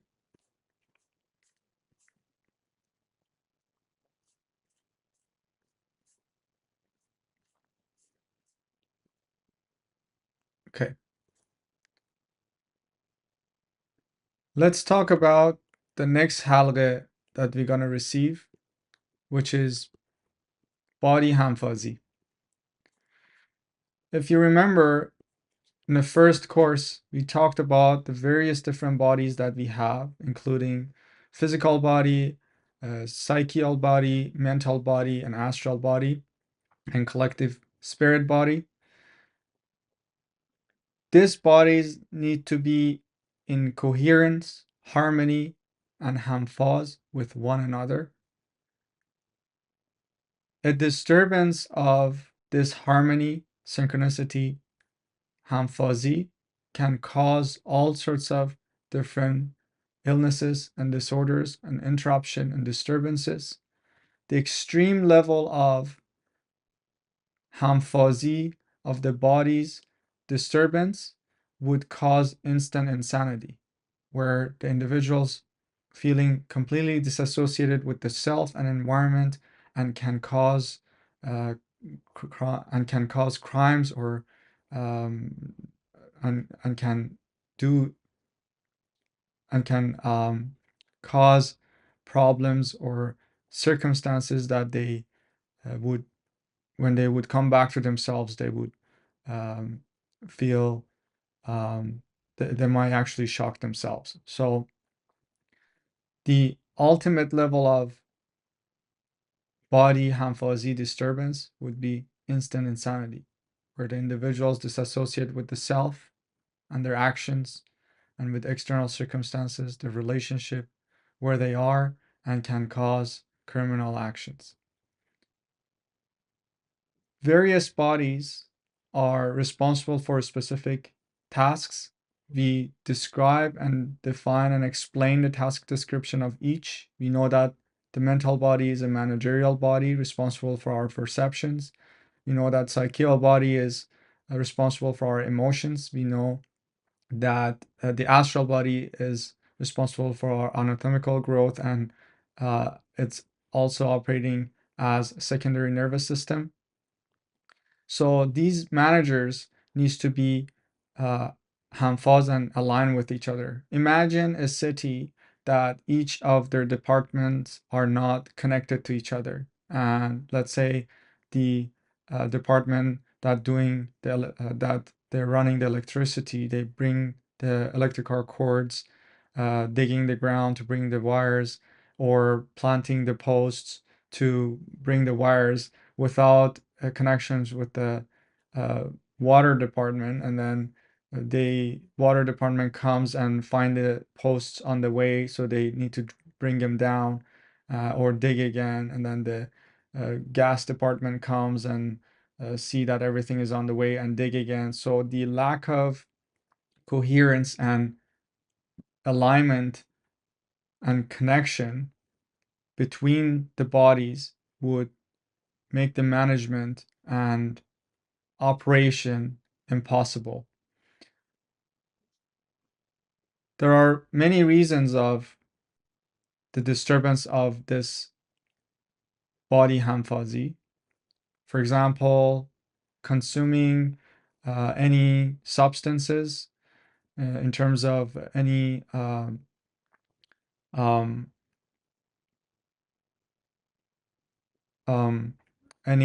what was the term?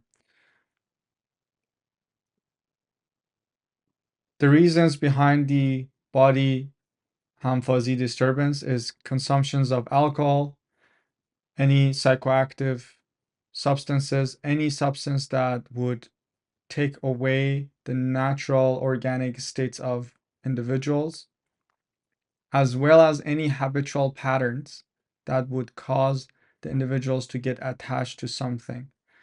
That doesn't necessarily need to be a substance. It could be even reading a book or taking a nap or eating at a certain time. Any activity that becomes a habitual pattern in a way that lacking it would alter the individual's state, so they get agitated or irritated, it would constitute, it would fall under a category of a habitual pattern and can cause the disturbance on the hamfazi of various bodies. So one of the philosophies of fasting, like for example the Ramadan, which we're currently in it, wasn't necessarily giving hardship to a body and then suffering our body by not eating or drinking, but rather was an opportunity to break any potential loops or habitual patterns that we might have caused through certain operations. So it is important to be extremely mindful about developing any sorts of habitual pattern because any habitual pattern can disturb the hamfazi of the various bodies and resulting those negative consequences. Any question?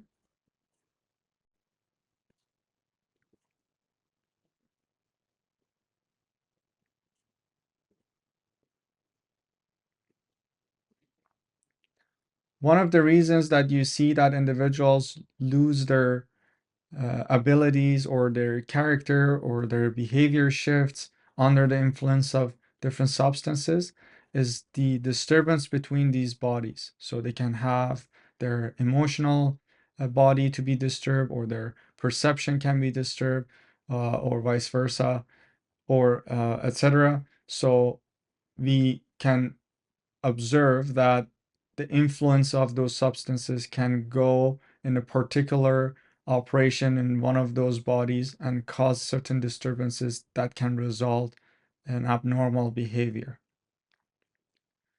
The connection, the halghe that we're going to receive tonight, which is hamfazi kalbodi or body hamfazi, has to be used with has to be done with closed eyes outside of the class because we are having online class, so we can't do it with open eyes. If we were in a class in person, we could do it with open eyes, but since we are not, we're going to use the closed eyes.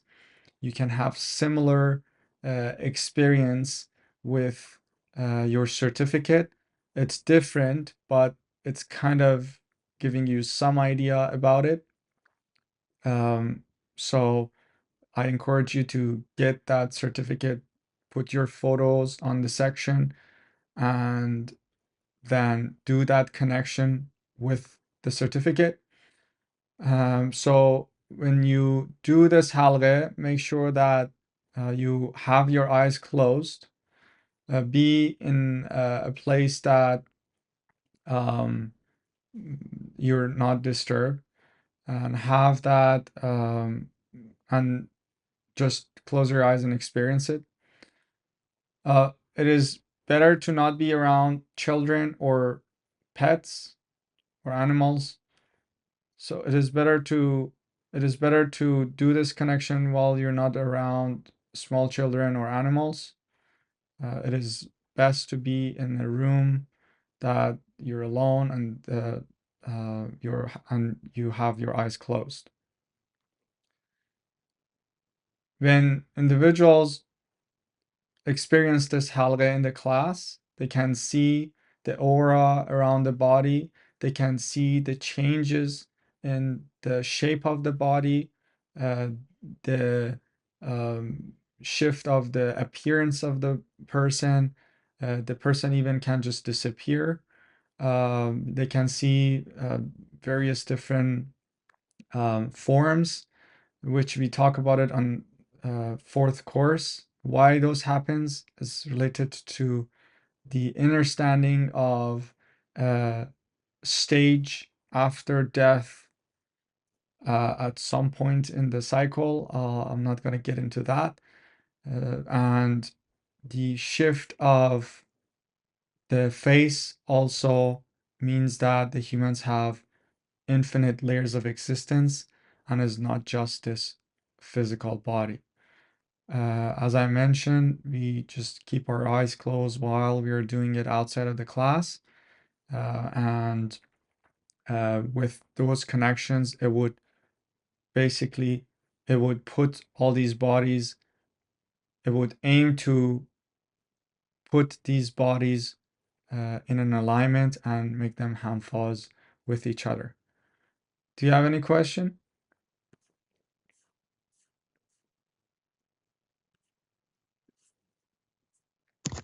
Puri, I'm a little bit confused. So are we receiving it with eyes closed, or if we have the certificate, we are looking at the certificate? No, the certificate connection is separate from this connection. The reason I that see, yes. yeah, the reason that I brought it up was because you have the experience of the shift of the appearance, the shift of the face of your picture. Do you have a question, Fana? No, you answered my question. Yeah, yeah. I just heard the mic making a noise. I thought that. So I'm just gonna say it for the sake of video, so I can put it there if I cause confusion when bringing it up. The reason that I brought up the connection with certificate, which has no relationship with this connection, is that you have an experience of the shift of the face while you're doing the connection with your certificate. It's similar experience where when you do this connection in the class with an open eyes, you have the experience of shifting appearance and change of the form of body and etc. This experience of aura of individuals with an open eyes indicates that the notion that someone can read someone's auras or color in their auras and tell them about their characters or illnesses or difficulties is actually faulty information. And you can see actually all the colors are present around everyone's body. So the notion that someone can read those colors and tell them about their personality or about their characteristic or something productive about them is a deception. So this is one of the purposes of that experience, along with others that, again, unfortunately, we can't do it in class. However, if you're very curious, this halgheh, there's a halgheh in new academic, the new curriculum, the new program that is only taught by Dr. Taheri. If you sign up, there is a connection that you can use to have an experience in a different way that resembles this experience. So I'm not going to get too much into detail because I don't want to make people curious. I'm wanting to do it without the protective layer and have some weird experiences that is not productive. So there is a reason that we suggest that this should be done by closed eyes. So please just trust us. If we say that, there is a reason for it. Don't try to have it with open eyes. If you're really curious, you can really sign up for the new program and you can have that experience there safely. Okay, let's receive the halgheh of body hanfazi with its protection layer, and we will be back. And we will be back if you have any questions. Thank you.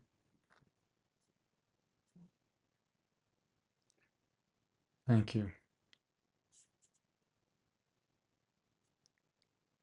Thank you.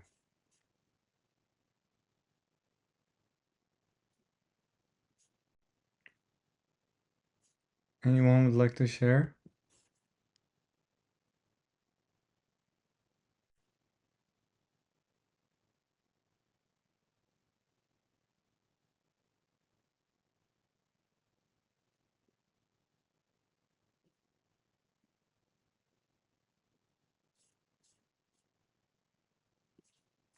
Do you have my voice?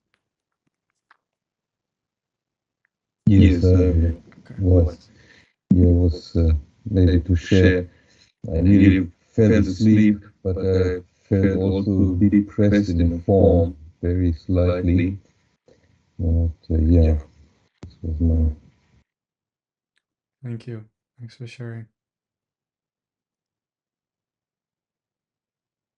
Any other experience or question? Angela, did you open your mic? Yeah, I was just gonna share that I felt a lot of pressure in the top part of my nose, Mm-hmm. my eyebrows, and my forehead. Yes, that's exactly what happens. Oh, okay. Yeah. Good. Yeah, a lot of people experience. I was about to tell everyone actually. A lot of people experience a lot of pressure on their eyes, or that area, or their head or their chest. Wow. Thanks for sharing. Thank you. You're very welcome. Anyone else? Same for me. I felt like somebody had put their hand on my forehead, pressing on my forehead. I think similar to Angela's. Thank you. Thanks for sharing.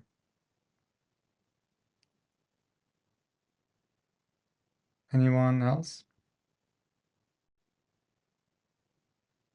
The individuals that have signed up for the new curriculum, I'm not sure if you listened to the appropriate lesson to know that about this in its new way. So if you haven't, message me so I can explain you. Just a side note.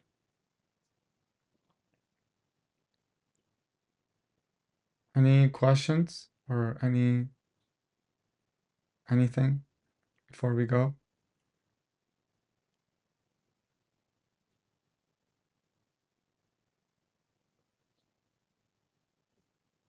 Okay. So I wish you a great night and see you next week. Thank you.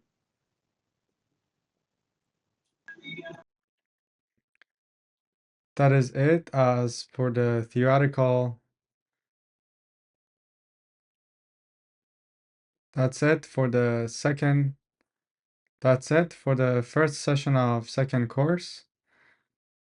Please let me know if you have any questions. I'll get back to you as soon as I can.